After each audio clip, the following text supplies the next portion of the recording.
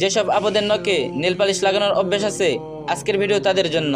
এক বোন আমাকে ইনবক্সে পাঠিয়েছেন, আমি কিছুদিন আগে আমার বড় খালার বাসায় বেড়াতে গিয়েছিলাম। খালার ধর্মীয় জীবন বরাবর আমাকে ভাবিয়ে তোলে। তিনি খুব পরহেজগার, নামাজ রোজা ঠিকমতো করেন, মুখে সবসময় কোরআনের আয়াত অথবা কোনো হাদিস ভাসে। এক বিকেলে আমি যখন আয়নার সামনে দাঁড়িয়ে হাতে পায়ে নেল পালিশ দিচ্ছিলাম, খালা হঠাৎ এসে পাশে দাঁড়িয়ে বললেন, মিতালি মা, নেল পালিশ দিস না, এটা ওজোর বাধা।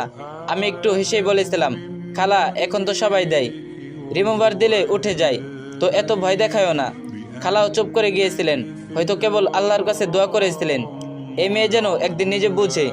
তারপর কয়েকদিন পরে ঘটলো এক এমন ঘটনা, যেটা চোখের সামনে দেখার পর আজও আমি রাতে ঘুমাতে গেলে সেই দৃশ্য মনে পড়ে, গা শিউরে ওঠে। খালার পাশের বাড়ির এক চেনা মহিলা, ভদ্র পর্দাশীল, সাদালাপি, হঠাৎ রাত একটায় মারা গেলেন। স্বাভাবিক মৃত্যু। সবাই ভাবছিল সকালে জানাজা হবে, জোহরের দিকে মাটি দেওয়া হবে। মরদেহটা রাখা হলো বরফের উপর।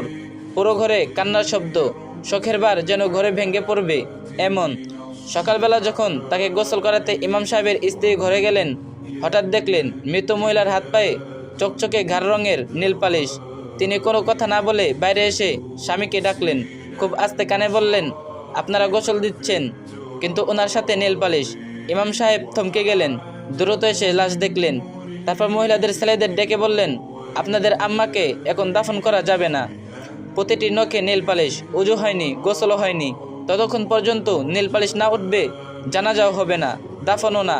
এটা শরীয়তের নিয়ম। সবার মুখ শুকিয়ে গেল, হাত পা কাঁপছে সবার, কান্না থেমে গিয়ে শুরু হলো উত্তকণ্ঠ। রিমুভার আনা হলো, কাজ হলো না। কেরাসিন, বেলেট তোলা, কোনো কিছুতেই নীল পালিশ উঠছে না। ততক্ষণে লাশ ফুলে গেছে, সারা শরীর থেকে অদ্ভুত গন্ধ, পোকামাকড় চারদিকে দিয়ে ভরে গেছে। নতুন বরফ এনে আবার রাখা হলো, তবুও নেল পালিশ কিছুতেই উঠছে না। রাত হয়ে গেল, এসা রক্ত পেরিয়ে গেছে। একজন মা স্ত্রী মুসলিম নারী মাটির অপেক্ষায় কষ্ট পাচ্ছেন। সবাই ইমাম সাহেবকে অনুরোধ করলো, হুজুর, এমনি কি দাফন করা যায় না, আর রাখা যাচ্ছে না। ইমাম সাহেব ধীরে বলে উঠলেন, এই অবস্থায় দাফন করলে ওনার আযাব অনেক বেশি হবে। শরীরের যেই অংশে ওজু না হয় সেই অংশ আগুনে পুড়ে যাবে। এটা কোনো কাহিনী না, হাদিসে আছে। শেষমেশ সবাই মিলে সিদ্ধান্ত নিল, তার প্রতিটা নখ কেটে ফেলা হবে। একটা একটা করে কাটা হলো। একটা লাশের আঘাত সহ্য করার ক্ষমতা নেই, কিন্তু আমাদের ভুল তাকে এভাবে সহ্য করতে হলো। ফজরের পরে তাকে দাফন করা হলো, একটা মৃতদেহ যার ওজু সম্পূর্ণ হলো না, নখ হারিয়ে।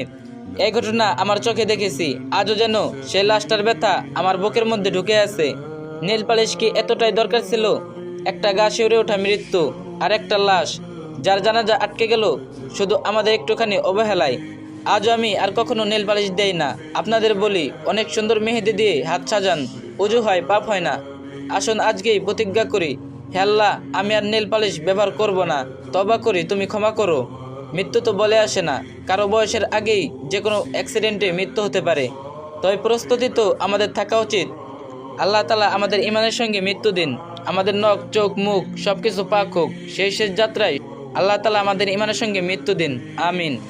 আর এই ভিডিওটি আরেকটি বোনের কাছে শেয়ার করে দেন, যাতে আরেকজনও জানে। আর যে যত পারেন বেশি বেশি কপি লিঙ্ক করে দিন।